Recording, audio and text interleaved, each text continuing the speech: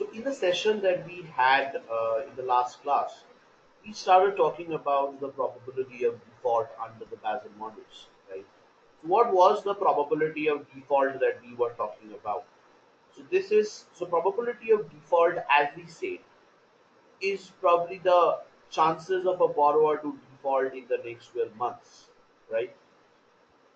And what we wanted to do over here is we wanted to understand the challenges, or what we want to do was we wanted to understand the challenges of developing this model. But before that, we started exploring what exactly is probability of default and how is it that we could actually use the probability of default in understanding, or how is it that we could actually try and understand what is default and what is probability of default.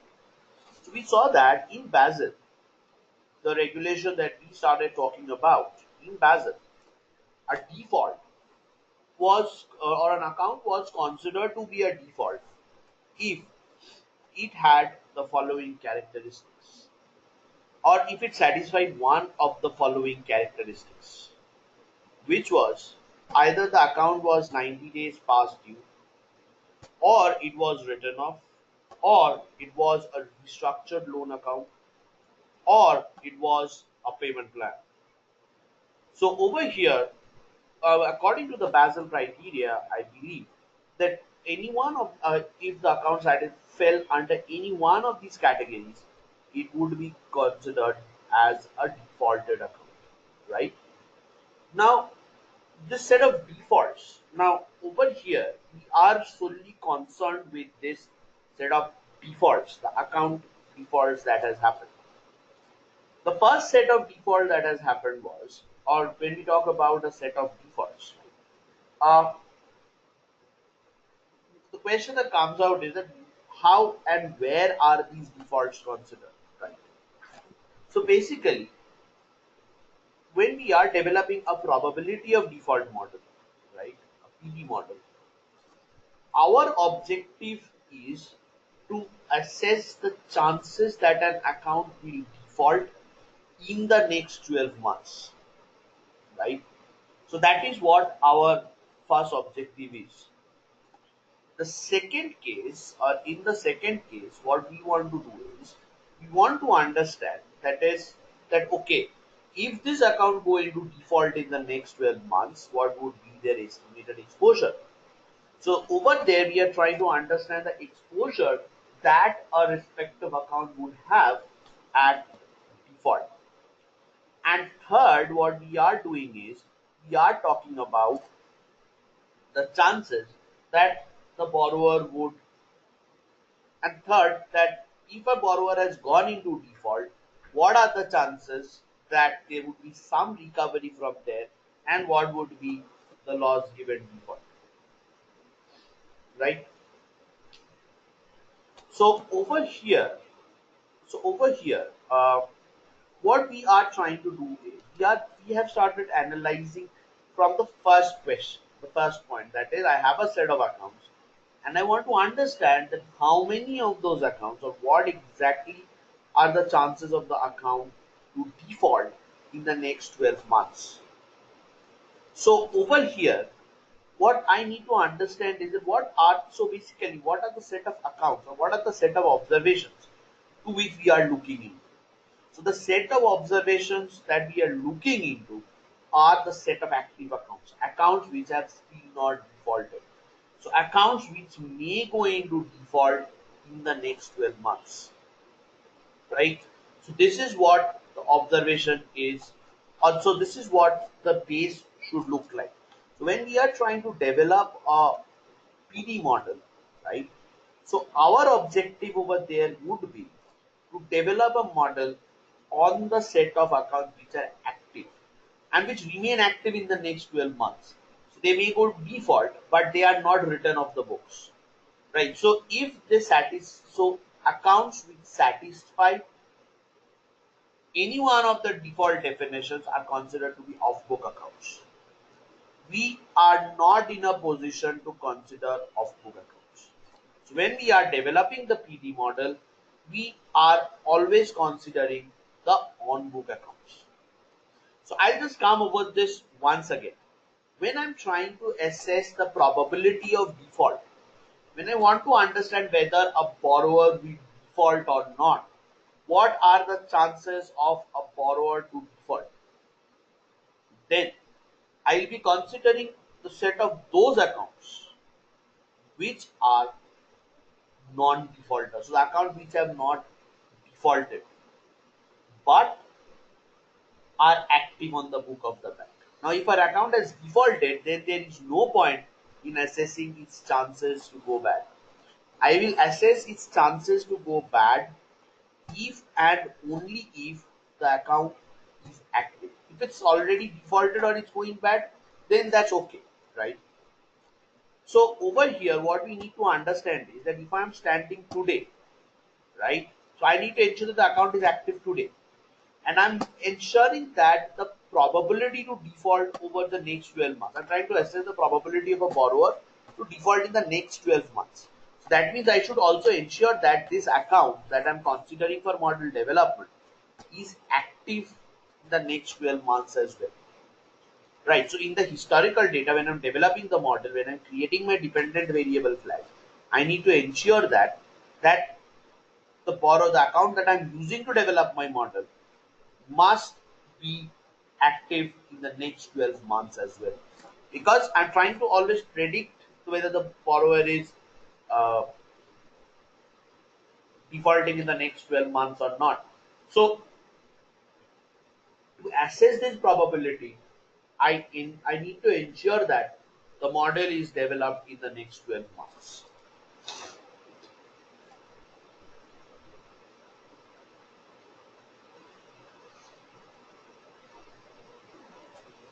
right?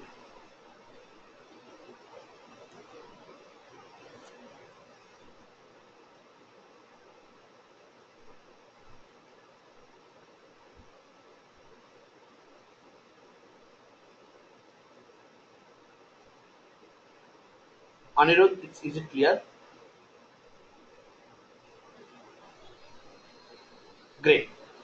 So over here, what we started doing off in the last class was we started talking about what exactly is this probability of default. So what exactly is the theory behind this probability of default, or how is probability of default theoretically structured?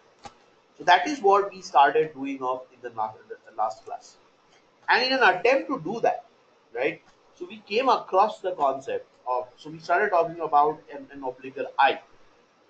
So for an ith obligor, right, there is an asset. So every obligor has an asset, right? So as if I'm a retail borrower, I'll have a income, I'll have income from other sources, etc. And I have a debt obligation DI. So AI shows the asset that the borrower I has. Now it is more relevant. So this representation will be more relevant for commercial portfolios, where we talk about the probability of a borrower of being, you know, where we talk about the asset, and the asset of the borrower fluctuates over a period of time. So what we say over here is that AI is the asset of the borrower, and for a retail portfolio, the fluctuation in the asset is relatively lower, right? And DI is the debt obligation. So over here, the default occurs if and only if the AI or the asset of the ith observation is less than the debt obligations, or rather the debt or the loan that the guy has taken. So if the asset falls below the debt amount, the borrower would default. So whenever I am trying to assess this, right, I am trying to assess the probability that the ith borrower may default in the next 12 months. So what is the probability that in the next 12 months the asset of the borrower falls below the debt obligation that he has, or the outstanding obligation that he has? Now, the theoretical framework, right, on which this prediction, or the theoretical framework on which this entire concept stands, is nothing but it's extracted from an actuarial model. So the structural credit risk model that on which the entire Basel framework stands. So Basel is a kind of a structural credit risk model framework. So in the structural credit risk model framework, what we get to see is the following: that the borrower, so in the structural credit risk models, now this genre of models has been extracted or has been borrowed from the actuarial models of models like option pricing, derivative pricing, and so on. And from there, what you have is you have the Black Scholes, and this model that we talk about, or the model that we would be talking about going forward, is a variant of the Black Scholes Merton 1976 option pricing model. So this was the very same model for which Black Scholes and Merton were awarded the Nobel Prize. And later, this framework was used by Vasicek in 1987 to create a framework which is known as the Asymptotic Single Risk Frontier model, right? And it showed that there is only one source of risk which impacts the risk both at the portfolio and at the account level. That is why we can, that is why, and it is this assumption, it is this model which ensures that at portfolio level, you can do account level aggregation. So I can compute out the probability of default for a representative account, read all the accounts, find out the expected losses for each of the portfolios, say credit risk, for credit cards, personal loans, for mortgages, pull them up at a retail level, then do it for commercial, pull them up at a commercial level, then pull them up at a branch level, then pull all the branch levels up at a organization or a bank level. So that is how this entire aggregation can actually happen. So this is what we were trying to understand, right? So it is, so the very background of this model, or the very basic, the result on which the entire Basel model stands is the asymptotically single risk frontier model, right? So this is how the model. So this is what the mod or so this is what the basic assumption is, and what we would do is, or what we would talk about is, we would talk about creating, or we would try to understand how this model is framed, right? And so first of all, what we need to understand is how this particular model is framed. So over here, the basic point from where this equation or this model starts is the asset price dynamics. So gradually as we move ahead, we would be covering conditional PD, unconditional PD, through the cycle PD. We'll talk about point in time PD and so on. And all this would be done in reference to this Vasicek model. So over here, the first thing that we start off our discussion with over here is the asset price path, asset equation.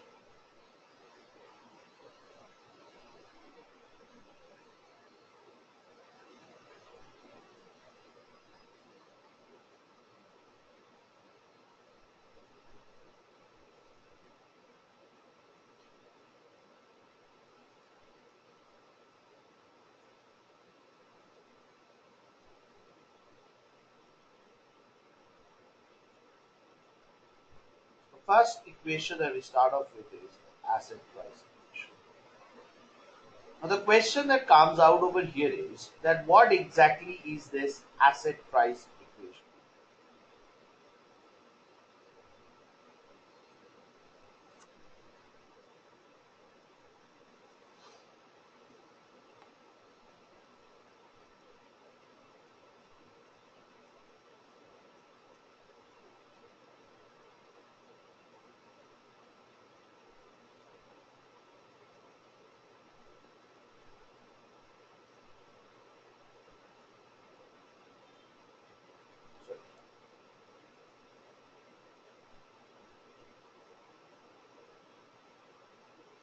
So this is DAT by AT.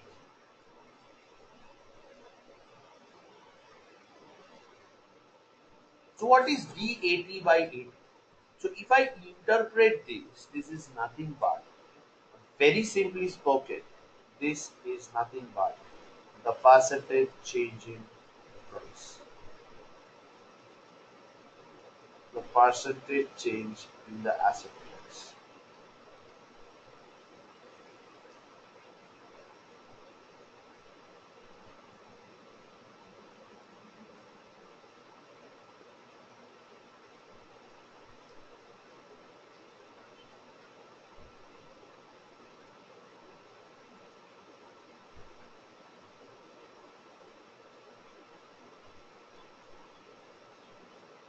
In the asset price.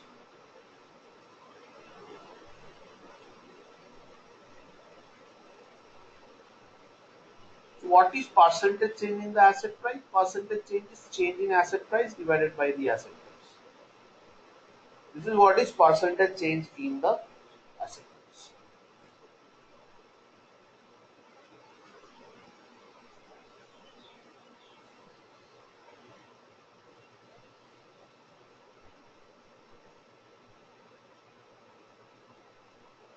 Now the percentage change in asset price is defined by two components. So this is mu APD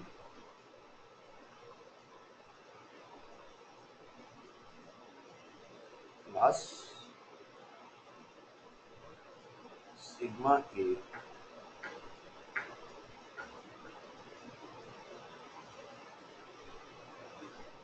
DW.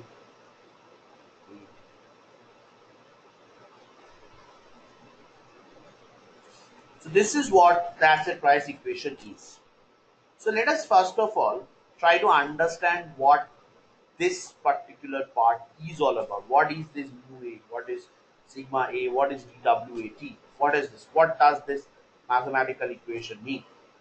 Now this is a very interesting mathematical equation with a very simple intuitive explanation. Let's consider the asset price part. Right. So how would it look like for a business?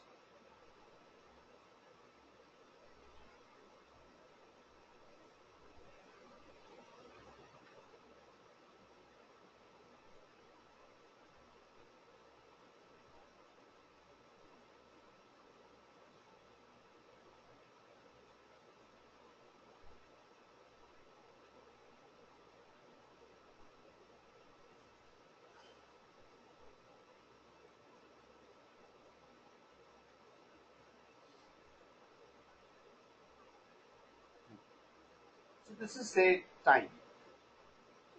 So over here, what we want to know is that over time, how does the asset price path change? Zero. And over here is your asset price, asset at time.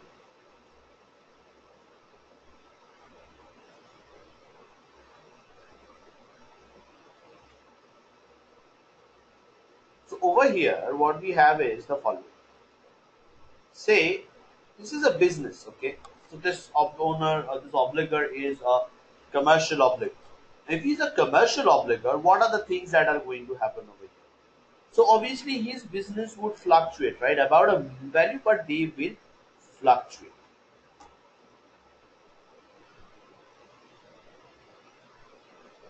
This is how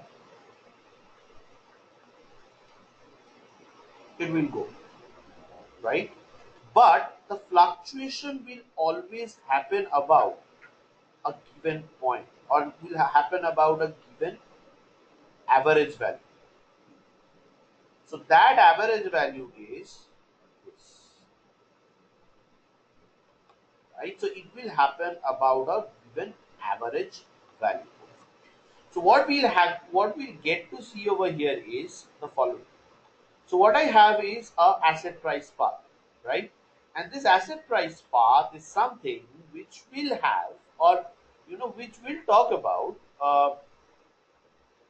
So it will be represented by its average, right? And this average or this line of average that I have over here is my mu A. So it says that the average price path, right? So the average percentage change in price will always fluctuate about an average percentage change in price. So on a per unit basis, there would be an average fluctuation, right?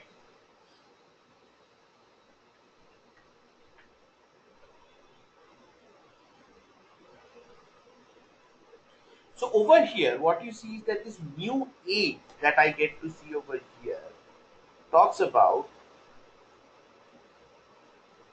the average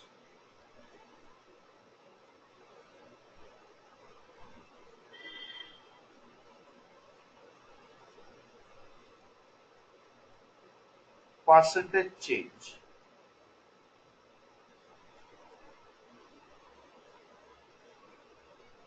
the average percentage change in the asset price or in the asset value.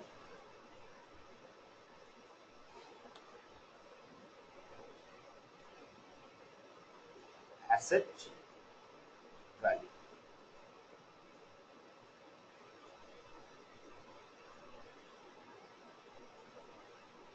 Value per unit of time.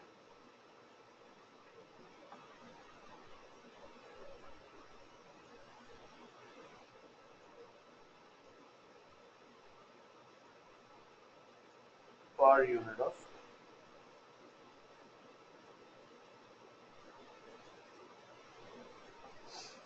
right. So this is the average change in the asset value per unit of time.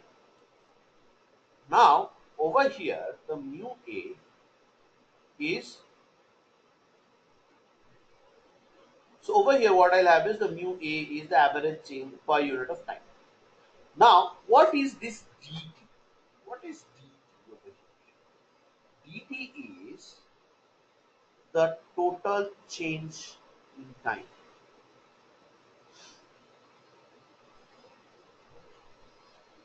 The total change in time period.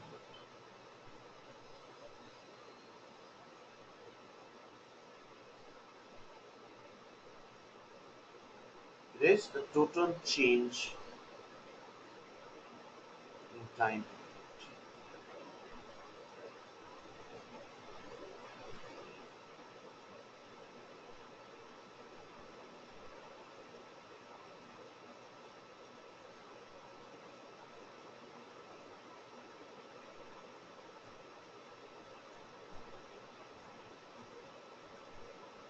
in time period.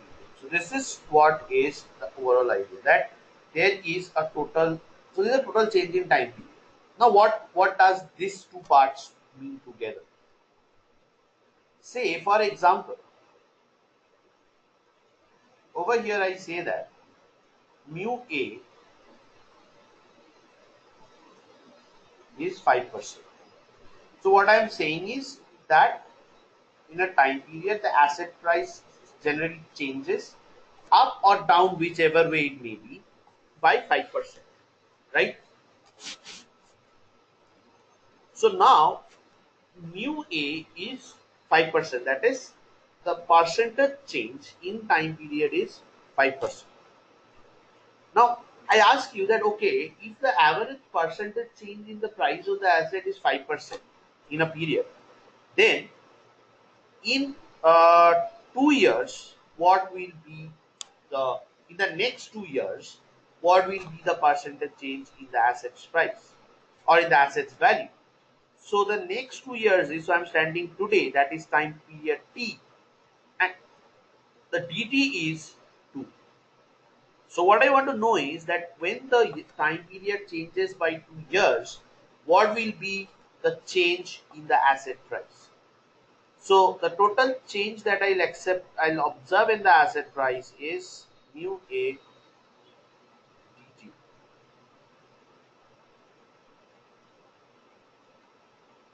That is 5%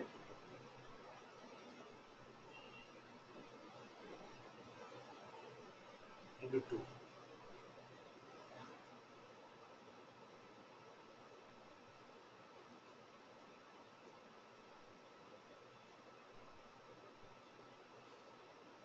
That is 10%.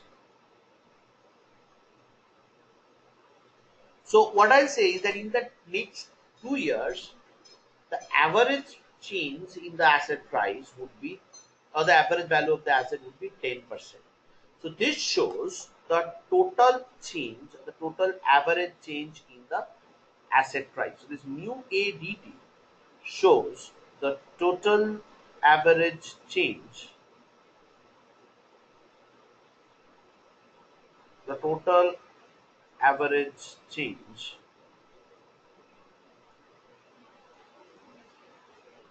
in the asset price.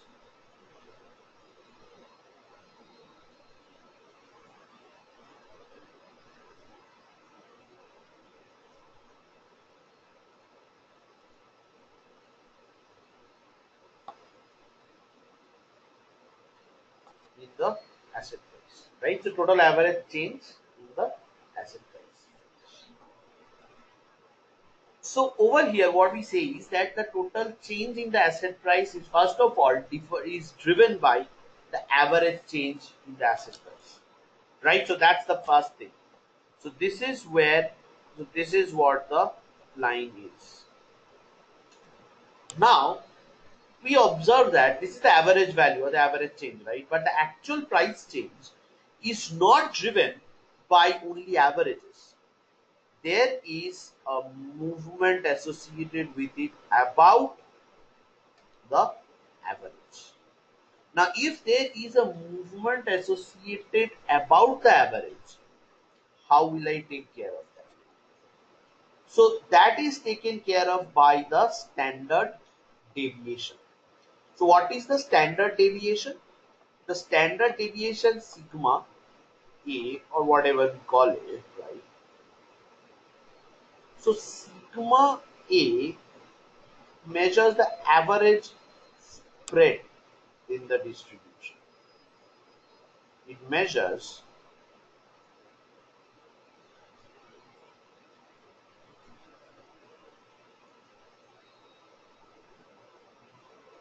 the average spread of the distribution.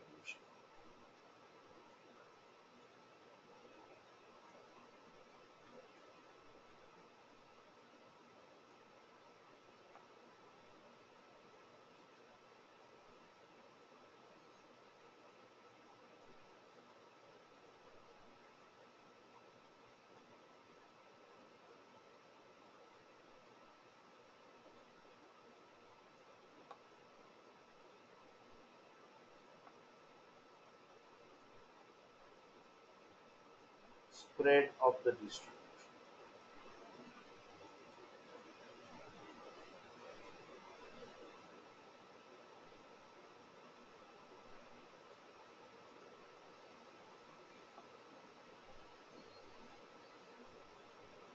Spread of the distribution.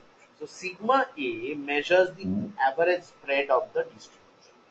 How is it defined? Sigma is nothing but the standard deviation and is defined as 1 by n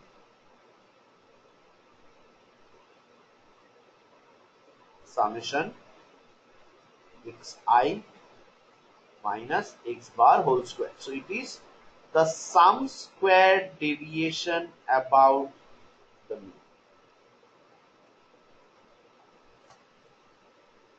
Clear?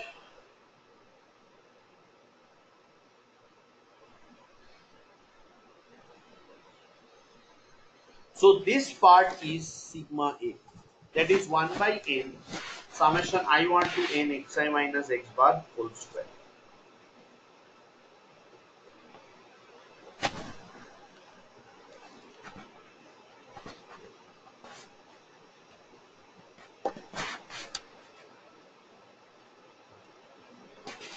Right? So it is generally the square root of this.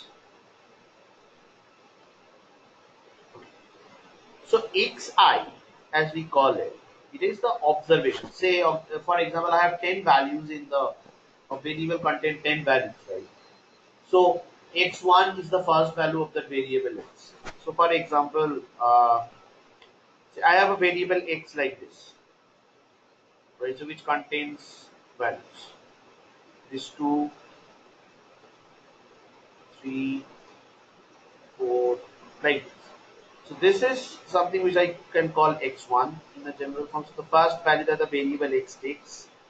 This is x2, which is the second value which the variable x takes, and this is x3, which is the third value which the variable x takes. So these are the different values. So what I'm saying is that the standard deviation is the measure of the overall variation from the mean, right? So it gives us an overall idea about the dispersion from the mean.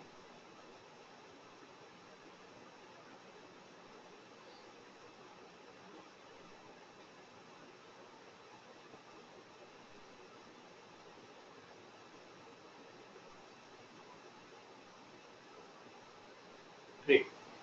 So now over here, if you think about this sigma A, so sigma A gives us an idea about the overall dispersion from the mean, the overall fluctuation from the mean that I have, right?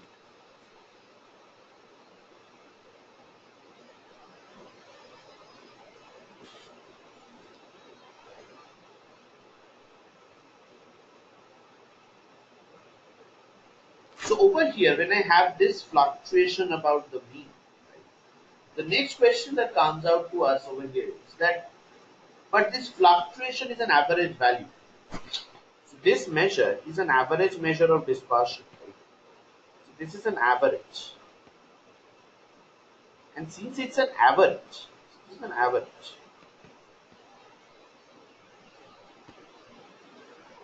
And since it's an average, it is a constant value.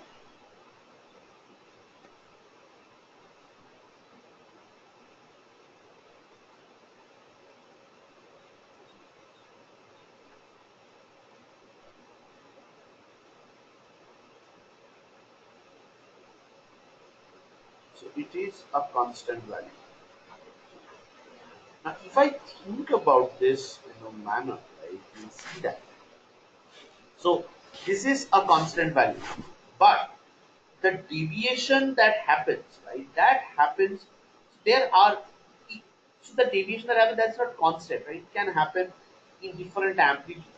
Say there can be some periods where there are relatively higher variations than periods where there are relatively lower variations. So what I need to do is I need to bring in a kind of, so there is some randomness associated with that amplitudes of variation.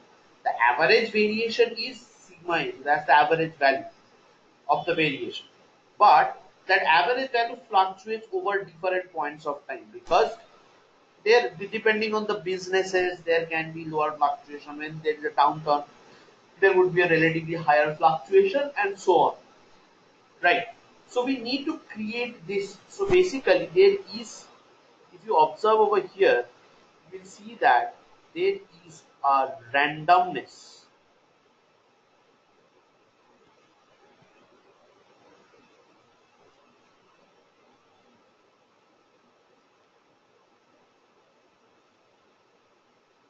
So there is a randomness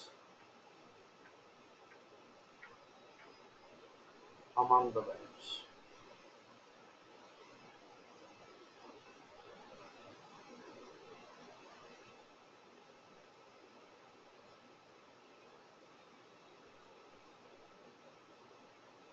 among the variations. So sigma A captures on the average variation, but it does not contain the randomness of the variation. Now, if I define it as a just as a constant variation, that would be difficult because there is a constant fluctuation about this. So over here,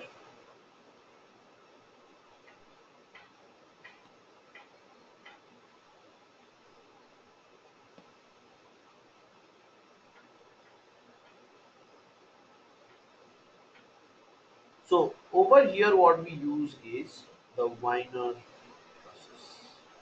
Now the Wiener process helps us specify a random or a Brownian motion. It's a Wiener process. So over here, if I'm talking about a Wiener process, right, I'm talking about a random, or as we call it, a Brownian motion. And W is the Wiener variable which represents this Brownian motion.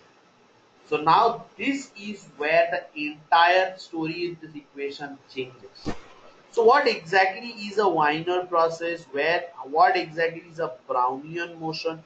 How can a letter explain a Brownian motion? So these are the questions that obviously comes up, because people who have had science in their 10 class 10s and 11s in their high schools, you guys would be very aware of what the Brownian motion is, right? So it's a motion of randomness. So we used to study this talcum powder case. So it says that if you take a bowl of water, right, and you sprinkle talcum powder on that, so that powder particles will float, and they will follow a very random kind of a motion, and that motion is called a Brownian motion, right? And it's a very deterministic randomness, because you do not have any external shocks coming in and anything. So it is just because of the fluid's movement that this thing is moving about. So that is what is your Brownian motion. Now, Brownian motion for us in most of these financial variables, right? See, there is considerable amount of randomness which is involved into this, right? So therefore, we call it. So this part will be your Brownian motion. So what exactly is Brownian motion over here? What did we talk about? What is Brownian motion at the end of the day for us? For us, it is nothing but it's a measure of the randomness.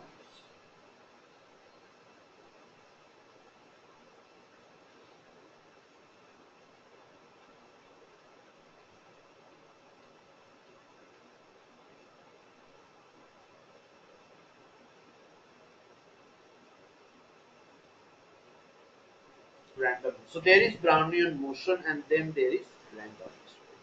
So when I talk about randomness, or say for that matter, when I talk about Brownian motion and all, so what is it that so what is it that we are trying to do over here? We need randomness, because as you can see, if you look into this diagram, into this graph, you see that the variations are not same everywhere. So there are certain random movements. So there are certain random changes. So this DWAT shows the random changes in sigma A. So, but before we go into that, let us understand what is this WA. What is this W? Now, W is known as, is very famously known as the Wiener process. WA is Wiener.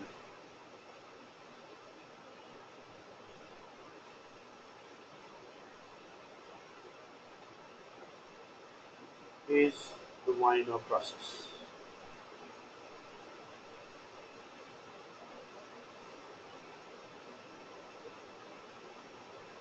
Wiener process. The Wiener process is nothing but it's a random variable. A variable which has different outcomes associated with it. So what do I mean by a random variable? A random variable is a variable which has outcomes, multiple outcomes associated with it, and each of the outcome have a certain amount of chance associated with it.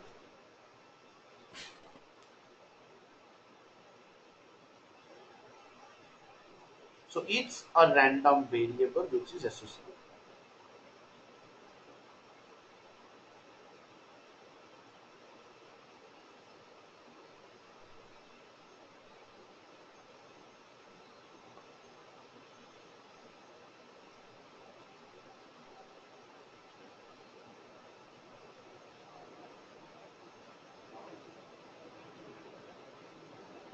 Random variable.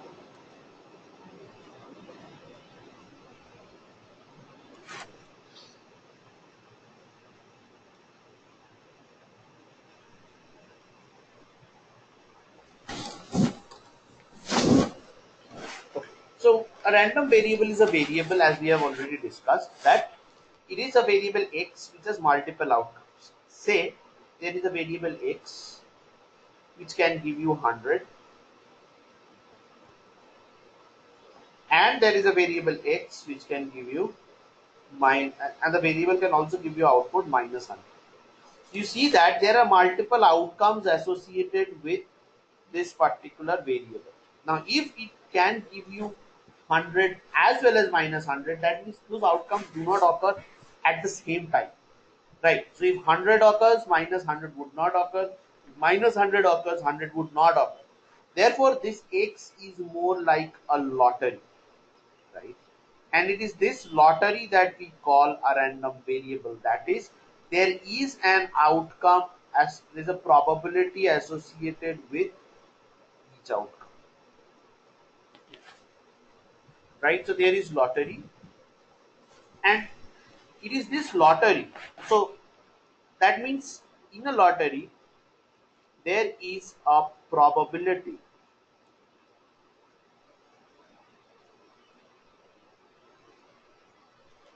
associated with each outcomes.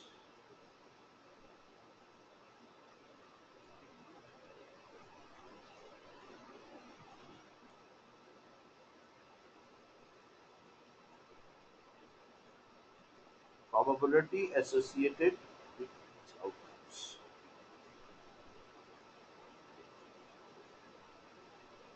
And when probability gets associated with each outcome, that is where it becomes random. So what we say over here is that there is a probability associated with each outcome. Now what is this probability getting associated with each outcome? Now if there is a probability associated with each outcome, then what happens is the following. So, so say for example, I cut a lottery ticket, right? And I pay rupees 100 to get that lottery ticket. Now, if the lottery pays off, I'll get say perhaps 1 lakh. So the lottery ticket actually generates two outcomes. One with -100 and the other with +100, plus 1 lakh. And each of these have a chance of occurring. Therefore, this is called a random. Also, if I think about the lottery as a variable, which can give me two outcomes, 1 lakh and -100, then what I'm talking about is a simple lottery, right? So this is what a random variable would be. So if I want to create randomness, right, I have to create uncertainty in the behavior of a variable. And if I'm creating uncertainty in the behavior of a variable, then I need to ensure that one variable comes out with multiple possible outcomes. And this is very similar to a coin tossing example. If I toss a coin, I know that there might be a head, there might be a tail. But which is the one outcome occurring exactly in that toss is something which is there,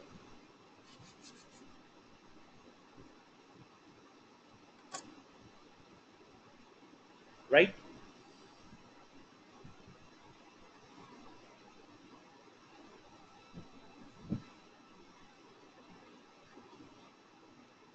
So over here, the next thing that we would like to talk about is in this Wiener process, right?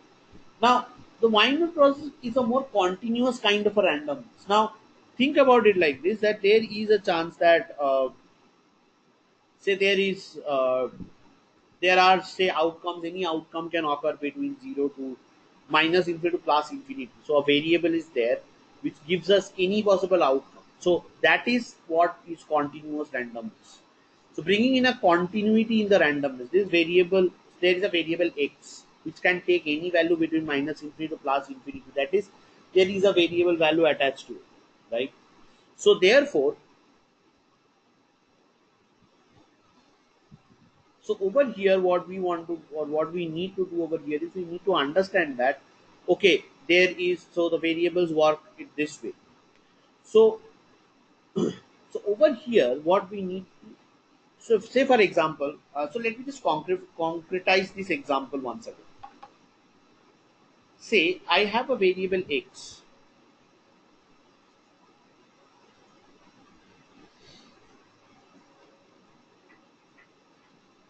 which belongs to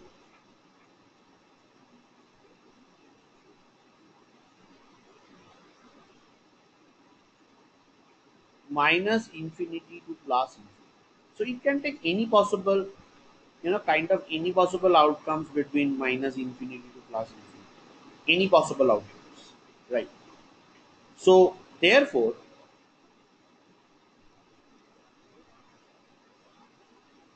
and therefore with each of these outcomes, there would be a probability associated with it. You'll always have a probability that the variable in a particular trial will generate one outcome. Say today, here can be it generates just one outcome. Tomorrow it generates another outcome. So what does this randomness or what does this random variable represent in this asset equation? It represents the uncertainties that arise from the business. The uncertainties that arise in the business environment.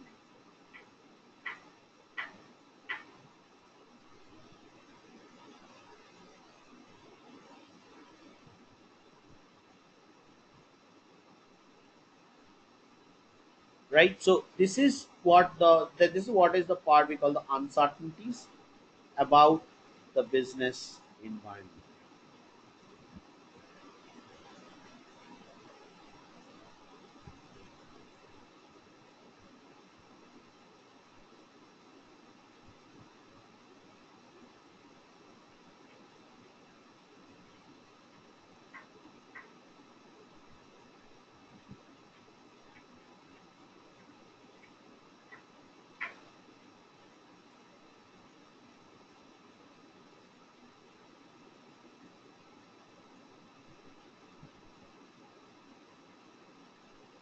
About the business environment.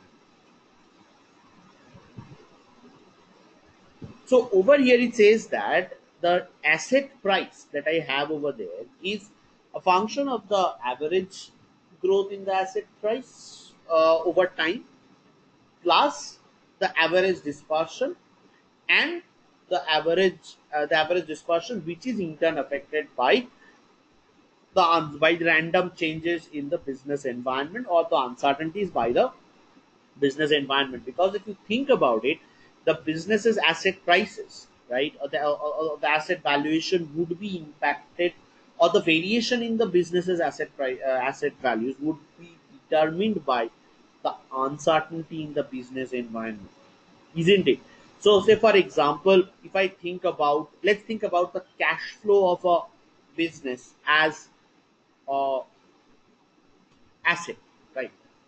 So let's think about this, that the business's cash flow is the asset.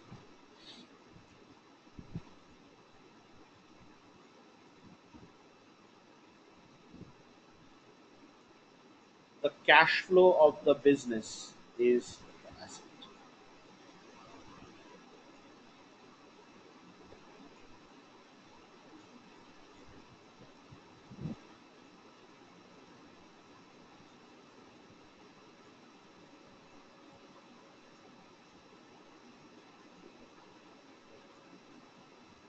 The business is the asset.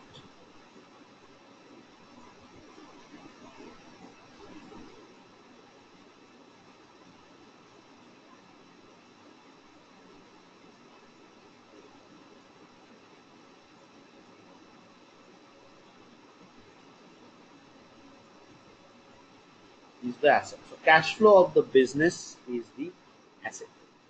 Now this cash flow is, so every over a period of time there would be an average growth rate, or the average rate at which the cash flow grows, right? So there is an average growth rate of the cash flows, and there is a standard deviation associated with it,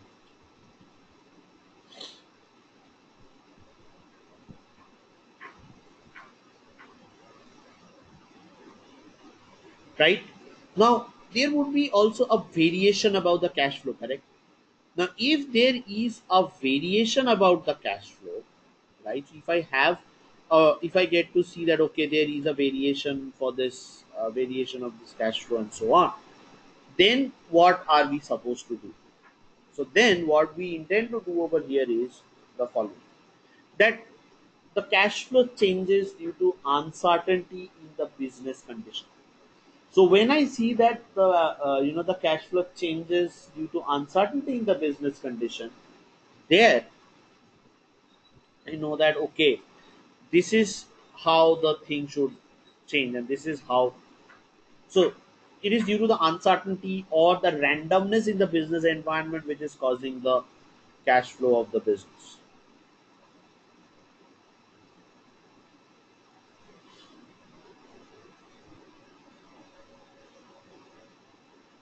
right? So any evolution in cash flow, your cash flow will obviously grow at a constant rate or at an average rate. Similarly, there would be a randomness among the variations. And it is this randomness or the uncertainty in the business situation which will cause a variation in the cash flow. Higher the uncertainty, higher would be the variation. Therefore, if I want to understand how is the cash flow of the business evolving over time, I need to have an idea about the average growth of the cash flow and the overall or the average dispersion and the impact of the dispersion due to the uncertainty in the business. So it is this uncertainty in the business which is being captured by this variable, the WAT or the Wiener variable or the Wiener process. So WAT is considered to follow a normal probability distribution. It's a standard normal distribution with mean 0 and a variance t. So this, given the fact that I am drawing this WAT from a continuous from a continuous probability distribution, makes it a random variable, that these values, the value that this Wiener process is generating is being randomly generated from uh, the point. So that is what is W. So that is what is the Wiener process. So Wiener process is named after the person who had actually identified or described this variable. That is a WAT variable, right? So this is what your Wiener process is all about. Clear?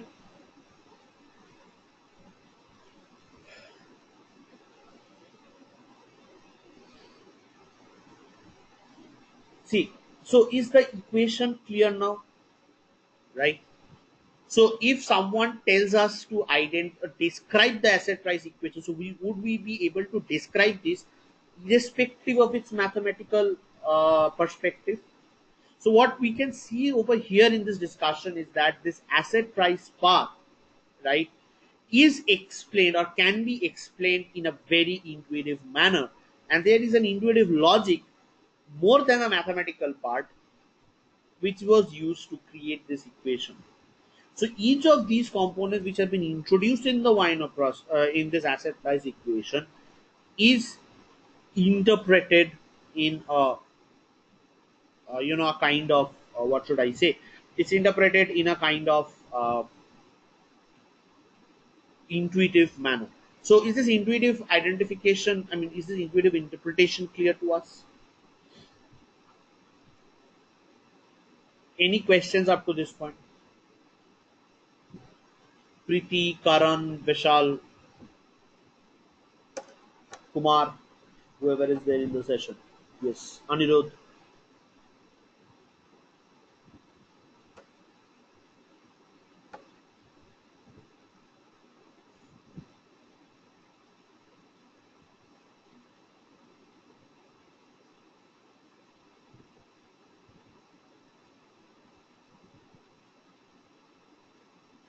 Great.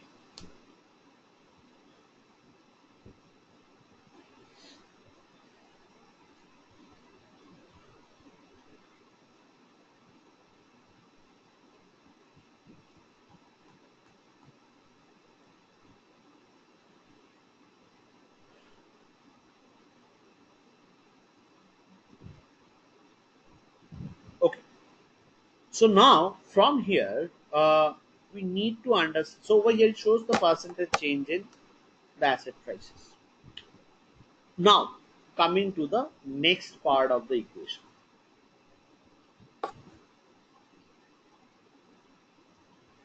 Uh,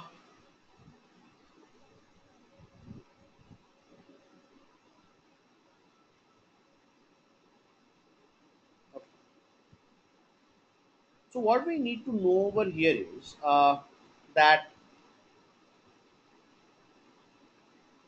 how is it that we will identify the probability of default from here?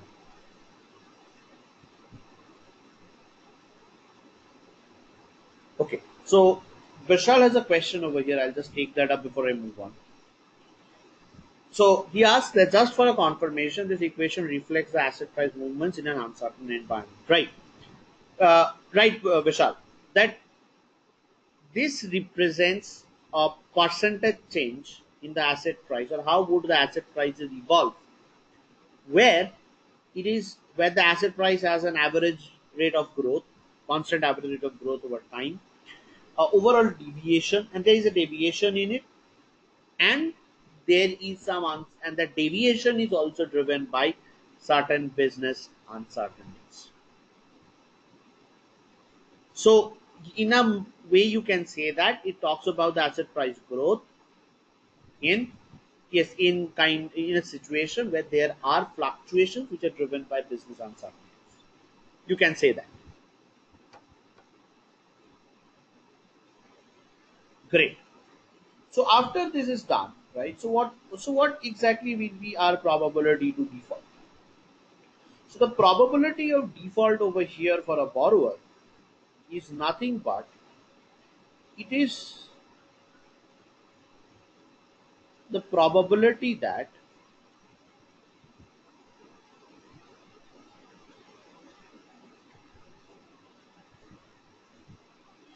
the asset of the borrower AI falls below the debt obligation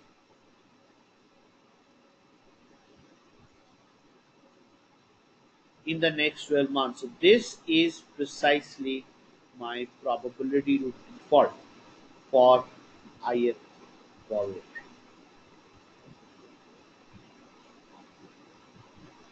Right? So this is the probability to default for the ith borrower.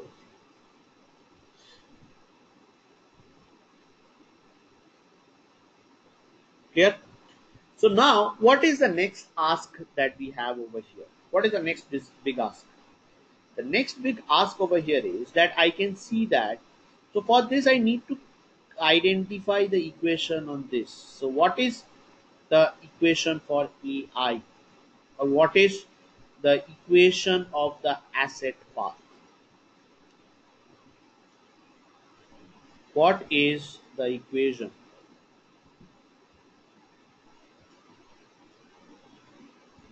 of the asset?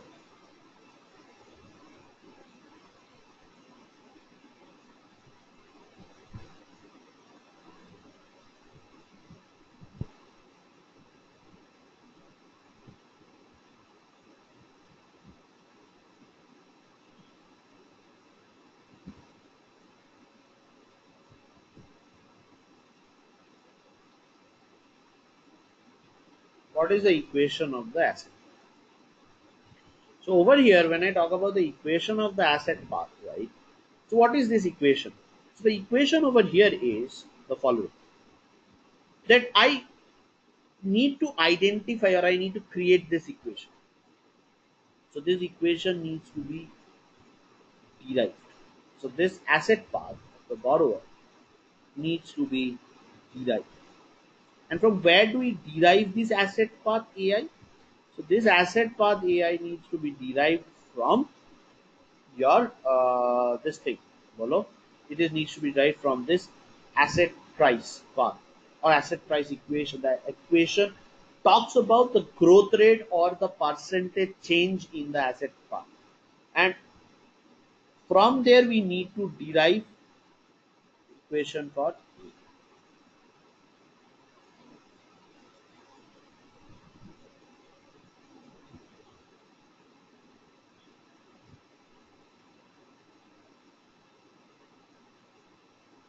the asset equation. I would say derive from the asset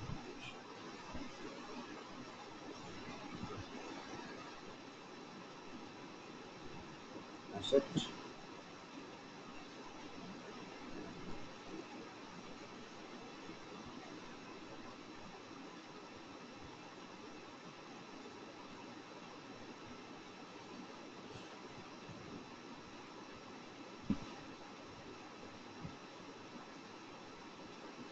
So over here, what you can see is I need to integrate this part, right? And from there, I need to compute the asset price part or the asset price equation, as we may call it, right? So, guys, just give me 5 minutes time, and we'll just start back.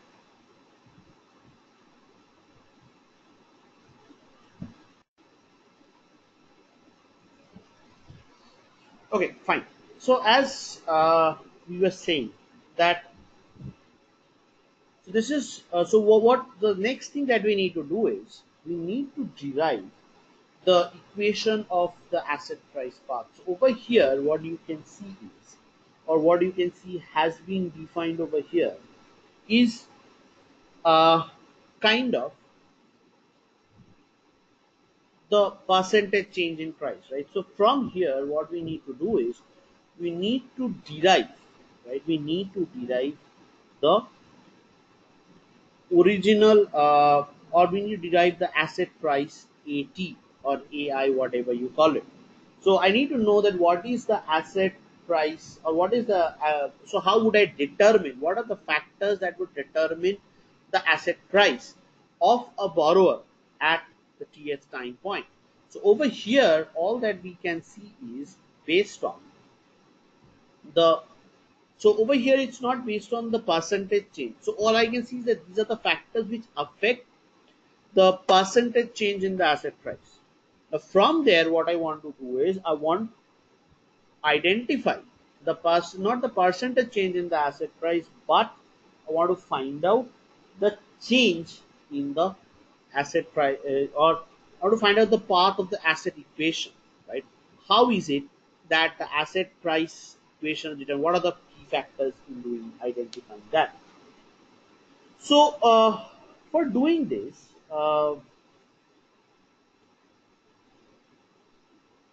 what we need to do over here is we need to use something called, so this is a very famous equation, this is a very famous lemma in finance known as Ito's lemma.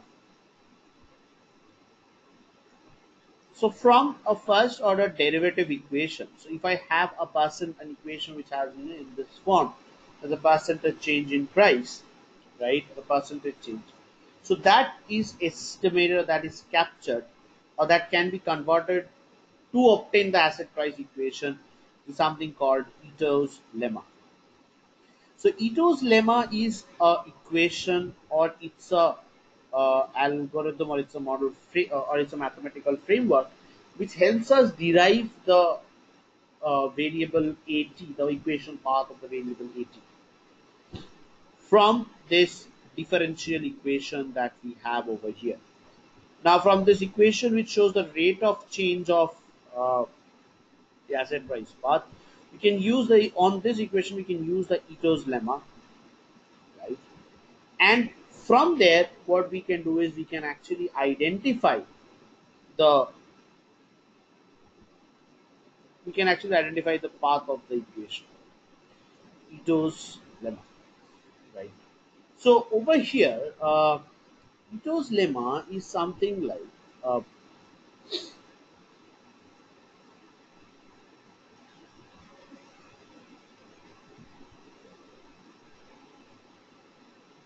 what should I say? It's something like,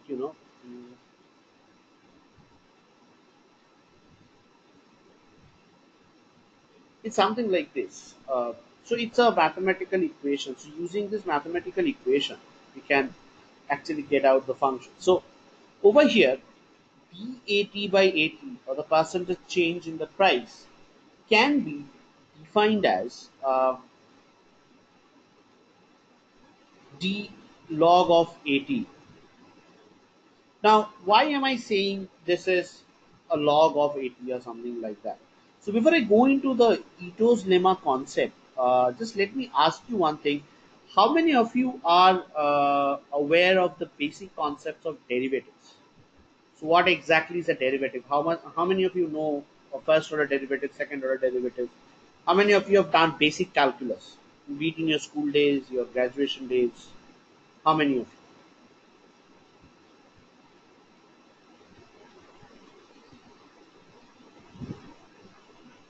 Okay. Preeti, Piyush, Vishal, Anirudh. Okay, great. So I'll just, before going into Ito's lemma, just let me give you a brief idea of what derivatives are. Otherwise, you'll not be able to get the idea as to how this model is developing. Okay. So over here, say I have a function like this. So there is a function y equals to fx. So what is this y equal to fx? So it says that this function is a rule such that,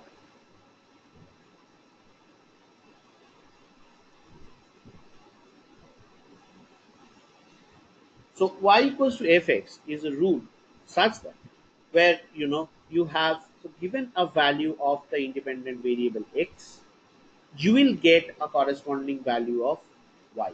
So x is your independent variable and y is your dependent variable, right? So over here, what we get to see is that, so basically, if x changes, then y will also change, right?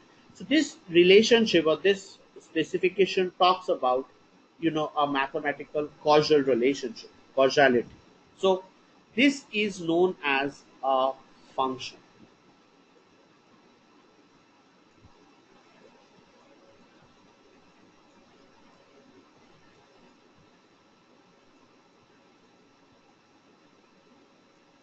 So what is a function? So a function talks, or what does function actually talk about? So function talks about a causality,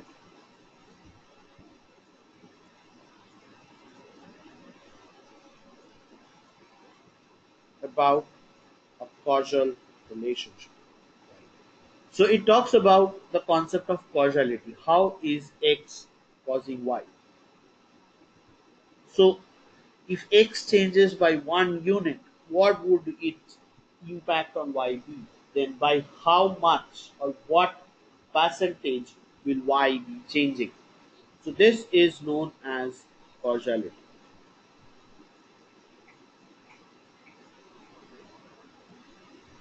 Right.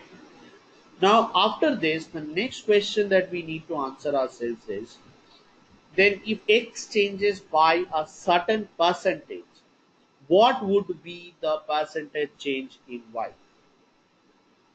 So this is the next check that we need to do. So if X changes by a certain percentage, what would be the corresponding change in Y, right? So over here, so let's take an example like this. X equal Y equal to 2x.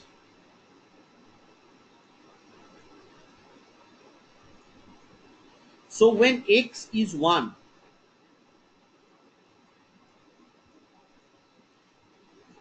what is the value of Y? 2, right? When the value of X is 2,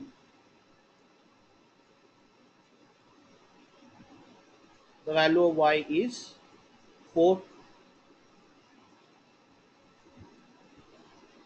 and so on. So basically, whenever I'm trying to derive out, whenever I'm trying to frame out this x equals to 1, y equals to 2, x equal to 2, y equal to 4, and so on, that is where this entire idea comes in. Right? So that is where what I want to do is, I want to frame an understanding of this particular point, that x equal to 1 and y equal to 2, x equal to 2, y equal to 4, x equal to 3, y equal to 6. So every time x changes, y also has corresponding impact. So X causes Y to change, or a change in X causes a change in Y. So this is basically the concept of a function. So a function is a rule which explains the causality between X and Y. Clear? So this is what the overall idea is. Now, if I want to know that when X changes by 1 unit, what is the corresponding change in Y? So if X changes by 1 unit,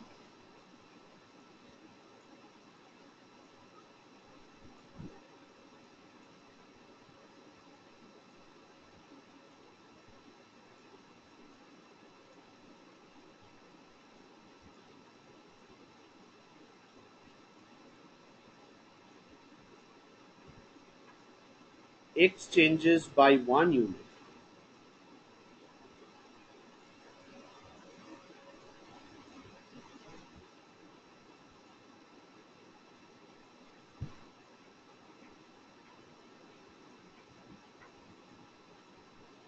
When X changes by 1 unit, by how much?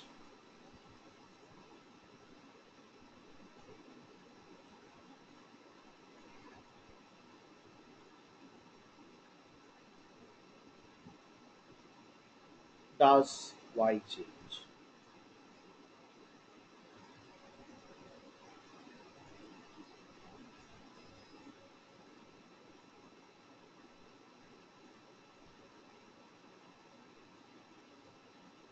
Y change.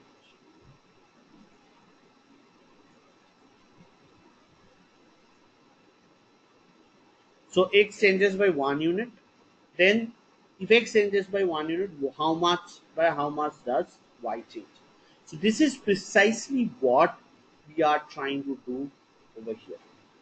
Now when we are trying to do this part, or when we are trying to kind of explain this, the next question that would come to our mind is the following: that how can I capture this change in X and this change in Y? Now the function of the part which covers the change in X and the change in Y, so this is, or the change in Y and correspond to change in X, is called the derivative of X, or derivative of Y at X equals to A. So let's see this. So for example, say I have the function Y equal to fx,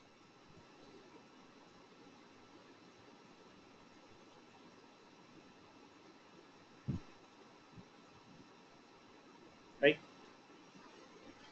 Now what happens is X changes by an amount delta X. X changes by an amount delta X. So this is called the change in X.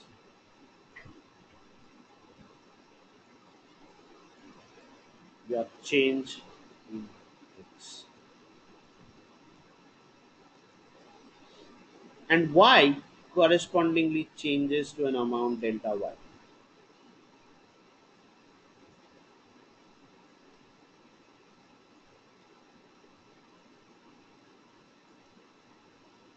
This is change in Y.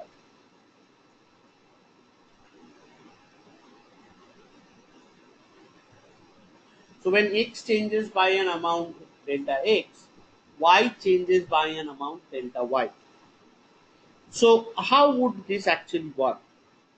So when X changes by delta, so after X has changed by this amount delta X. Now delta X can be anything. Say 5 units, 3 units, 4 units, anything. So after X has changed by an amount delta X, the question that comes up over here is that by how much would Y be changing? So Y changes by an amount delta Y. Say, for example, with change in X, right? So there is also a change in, there is a corresponding change in Y.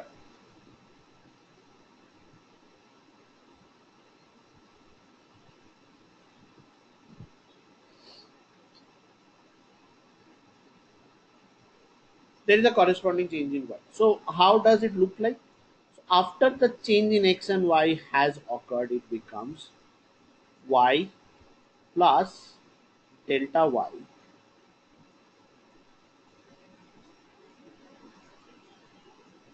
is equal to f of x plus delta x.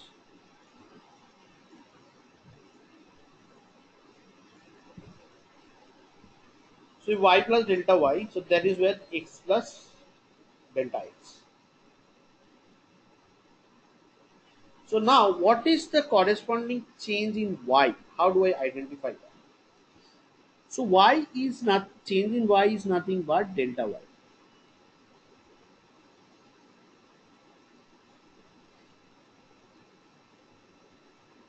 This is f of x plus delta x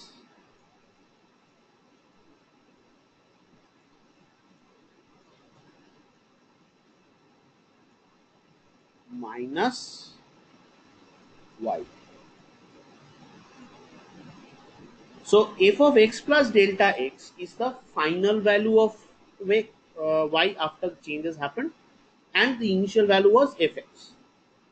So delta y over here will be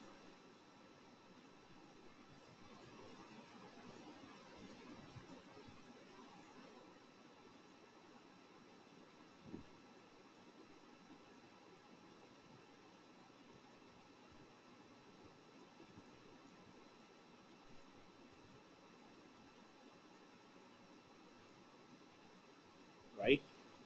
So over here, delta y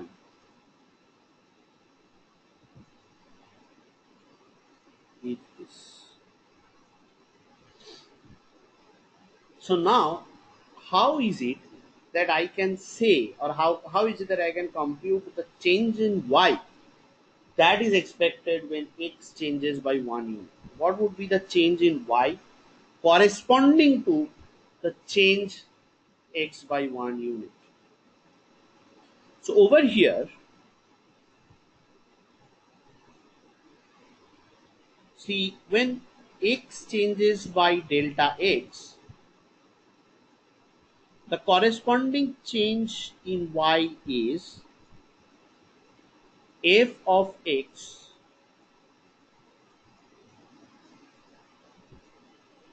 plus delta x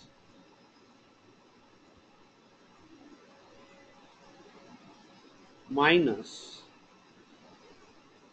fx. So the corresponding change in x is f of x plus delta x minus fx. So if x changes by 1 unit,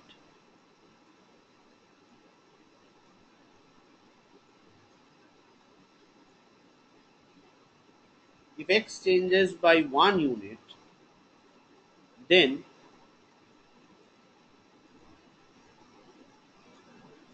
the change in y will be f of x plus delta x.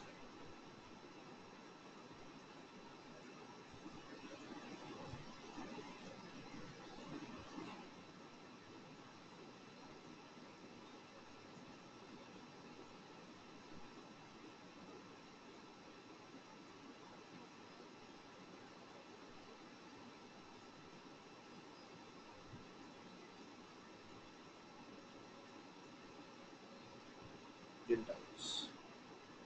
So when x changes by 1 unit, y changes by delta y, which is f of x plus delta x minus fx by the delta x. So basically in this equation, right, so in this equation, say x changes by 1 unit from x equal to 2, x changes by 1 unit. Now the question that comes out is that corresponding to this change in x of 1 unit, what would be the corresponding change in y? So change in y will be final value of y minus the initial value of y, correct? So what will be the final value of y over here? So initially what I know is x was 2 and y was 4.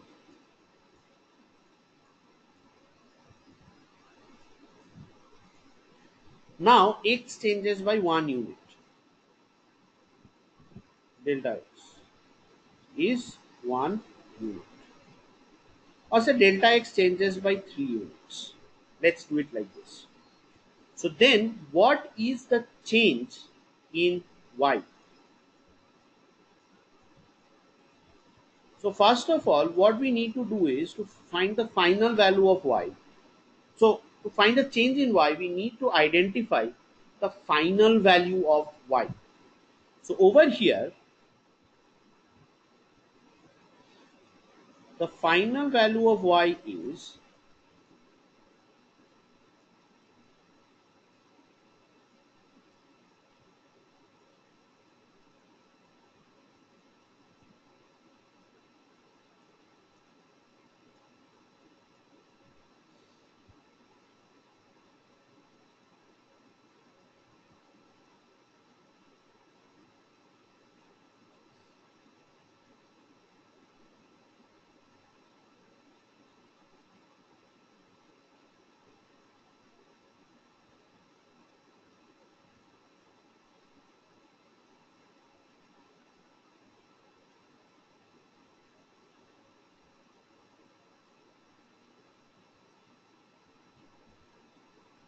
so what will be the final value of y over here?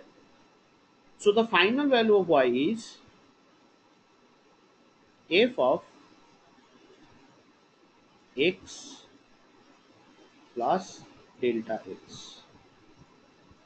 So what was the initial value of x over here? It was 2, right? And then what I had was 3. So after change, the what I need to compute over here is f of 5.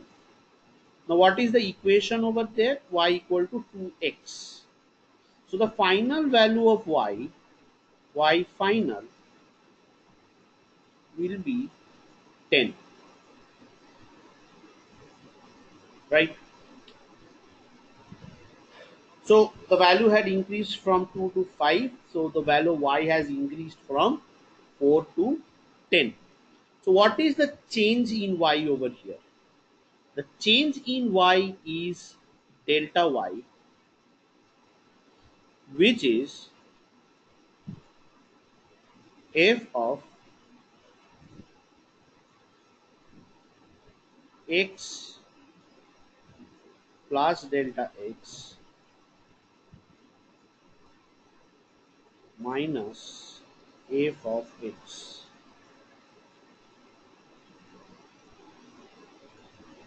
So over here what we will have is f of 5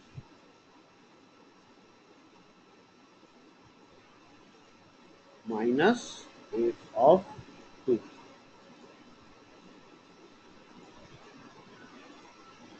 So this is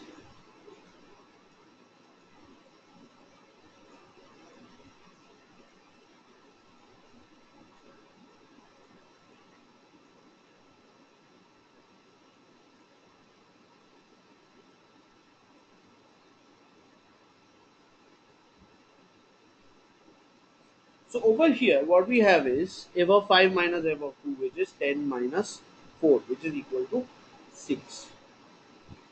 So over here what I want to do is I want to create this case. So this 10 minus 4 is equal to 6. So what I see is that when x has increased from 2 to 5, the value of y has increased from 4 to 10, which is it has increased by 6 units. Now comes the concept of this. So when delta x is equal to 3 units,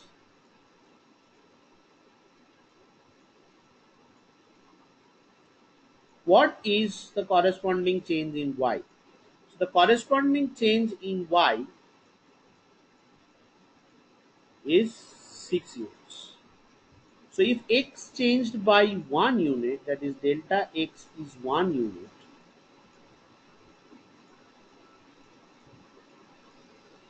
what will be the corresponding change in y? It is delta y by delta x. So which is equal to 6 by 3, which is 2 units.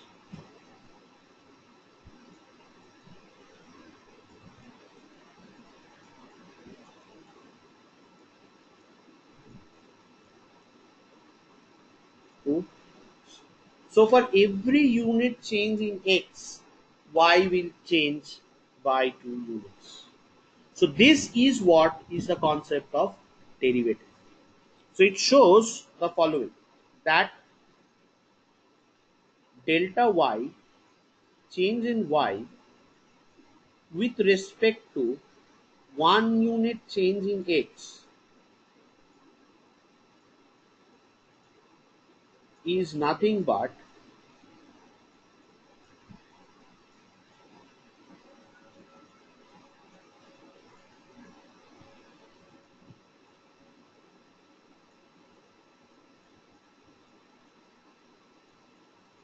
f of x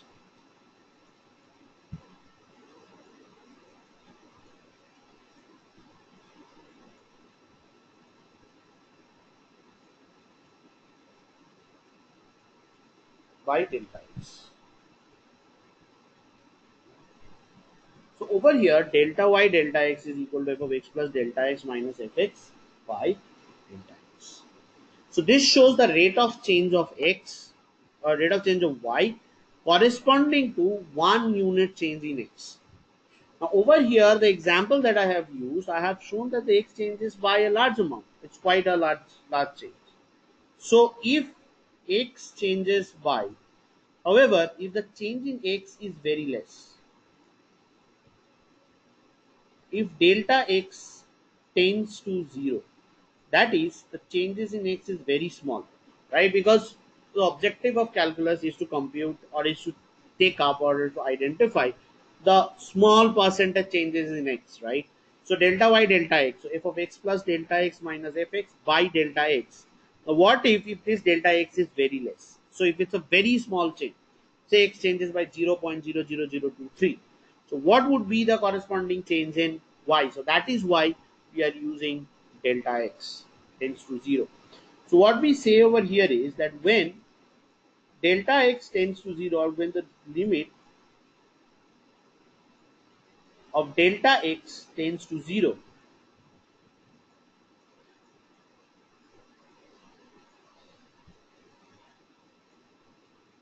delta y delta x is equal to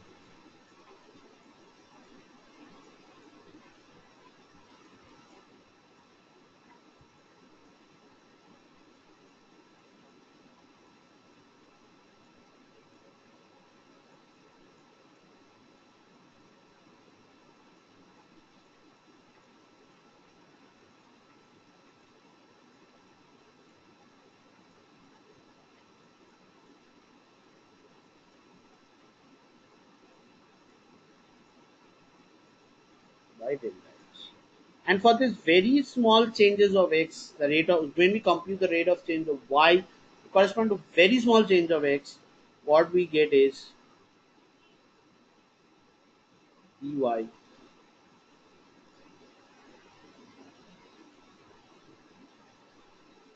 dx. So this is called the derivative of y with respect to x.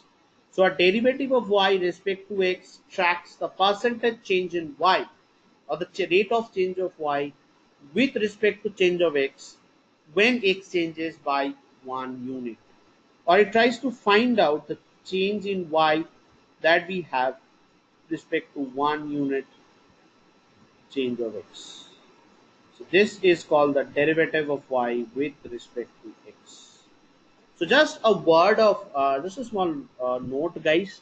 Please note that if you are looking to work into this domain of credit risk, data science, etc., going forward, right, then it is absolutely necessary that you brush up your basic mathematical and calculus skills, right?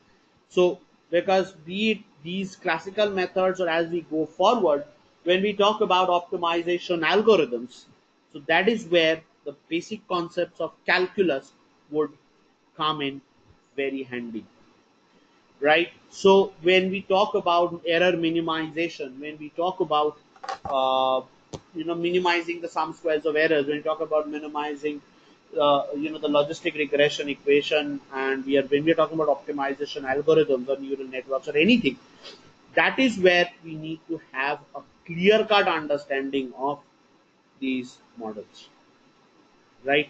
So this basic calculus portion has to be very clear in front of you. When if you are looking to make a career in credit risk or market risk or your data science, etc., so you must know, it's a must know, right? So please start brushing up these basic mathematical and statistical skills.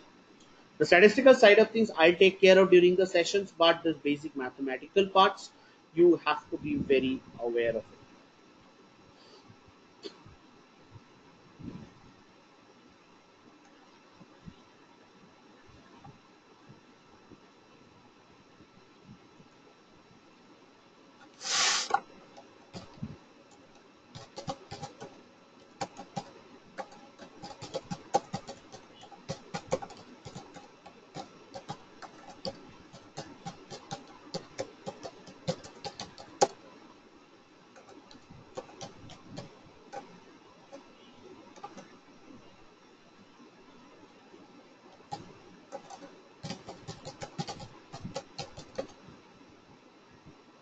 Okay, great. So over here, so this is what derivatives are, right? Now in tomorrow's session, we'll continue with Ito's lemma, right?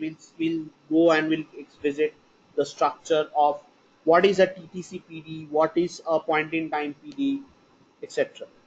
Right? So this is what we will actually take up in tomorrow's discussion.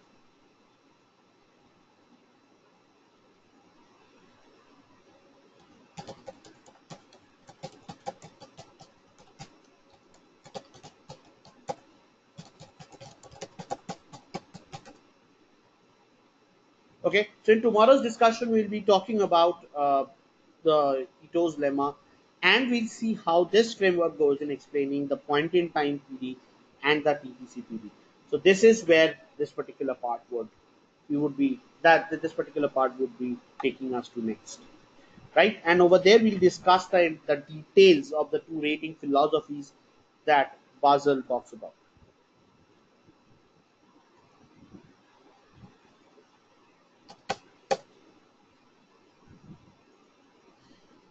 So this much from my end for the day. Tomorrow again we meet at 9. Thank you. Bye bye.